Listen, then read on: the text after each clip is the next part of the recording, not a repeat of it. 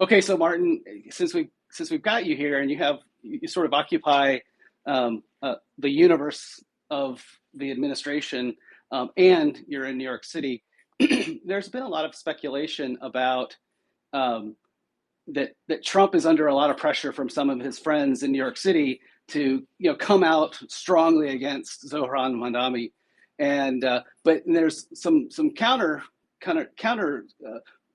pressure that maybe we as a party would love to run against a Zohran Mandami. That if he won, it might be maybe the best thing that could happen to us because it would just give us someone, something, and an idea to run against, not just in New York, but nationally.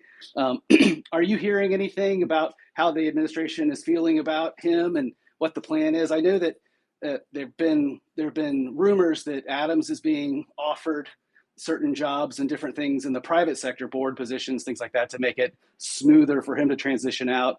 And there's the Republican candidate has also been offered some things potentially for him to drop out. What are you hearing, and and do you have much information on that at all? Yeah, so obviously there's a lot of donors out there who, they pony up a huge amount of money to have a seat at the table and to hear these things first, and it's sort of a sport. Instead of watching football, you do this. It's an expensive hobby, and it's not something every now and then I get roped into all this intrigue, and I'm involved, but it's something I have a day job. I try to stick to that. So I don't have any inside baseball. I don't really want any. But I'll just tell you how I feel. I mean, I do think you're right that running against him, there's an old saying, never interrupt your opponent making a mistake. And I feel like, running this guy is just going to be fodder for potentially even a JD Vance victory in a few years. And, if you look at, does America want JD Vance or a surrogate guy like Mamdani? What party do you want representing you? I think that's a pretty easy choice. New York's ultra liberalism is not what America wants. And, New York, the biggest, most successful city in America, it's, the mayor of New York often it seems like a surrogate for the president of the United States. And, it's a reflection. And it's one of these things where the mayor doesn't actually have that much power. I mean, the guy can't do anything but run the NYPD and apparently hate them. But I think he said something about queer police, queer. I don't even remember what he said about that, but it was like very like just idiotic and bizarre. And he was very anti-police. Now he's pro-police. Police are needed in New York. It's a dangerous town, and at one point it was one of the most dangerous towns in America. And you know, as we had a shooting, the other, a few weeks ago, a lot of people are praising the police and their work on how they did it. But, we have so many homeless people. When you jump on the subway in New York, there's a 50-50 you're going to be accosted by a drunk derelict that, should be in a mental hospital or in drug treatment. And, that's not a city people want to live in. It's not a city people want to invest in. And it happened in Chicago, and Citadel went to Miami. It's happening in New York, and many billionaires are going to Miami. So I think that Mamdani is going to, defund the police, as he said previously, his own words. That's going to make New York City worse. It's going to suck for people like me for 5 years or 10 years.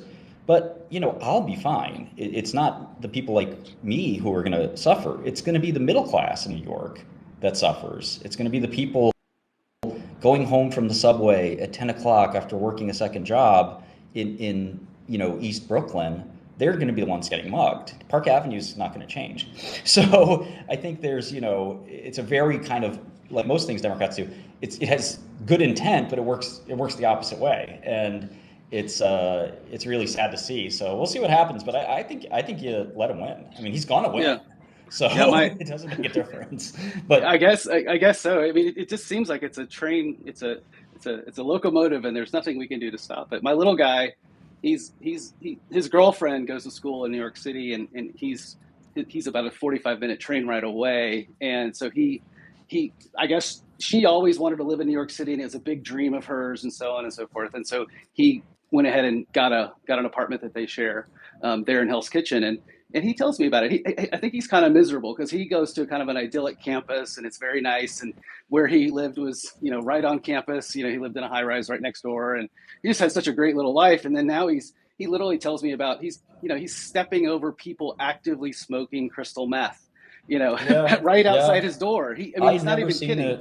I mean, I grew up in New York my whole life, and I'd never seen a guy do heroin, right, on the middle in 34th Street. Now, Right. you might see that in the Bronx or something like that, but you're seeing that right in the middle of the city, the most prosperous city in the universe. And yeah, it's sad to see. I mean, I think that, what does that mean and why is it happening? That's a question that's not easy to understand, right? Like, you know, these deaths of despair, they happen in Appalachia, they happen, all around the world. And, it's, I don't think it's as simple as saying, let's fund more homelessness activities, which is how Democrats view it. They said, let's just pay for more homelessness groups and support. That's, you have to go at the root.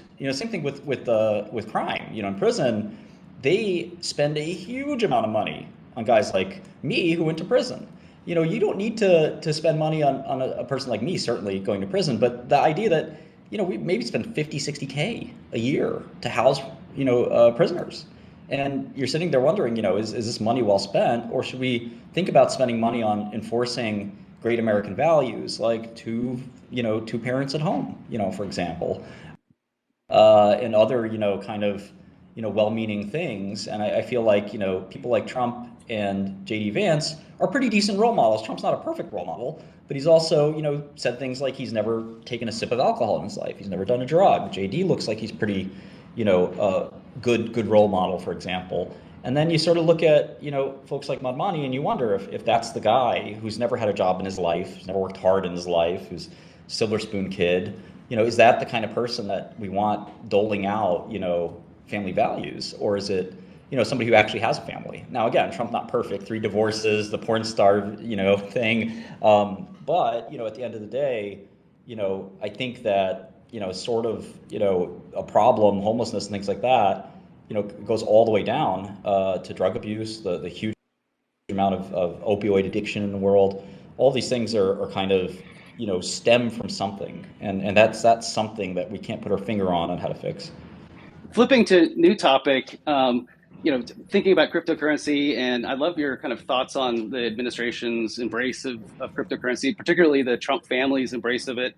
And I do recall maybe a year or two ago, did you not do some kind of Barron Trump kind of crypto Yeah, project? yeah. Barron and I tried to do something, and I think that family is pretty complicated. um, uh, I get some inside views on just how, you know, difficult it is to be a Trump.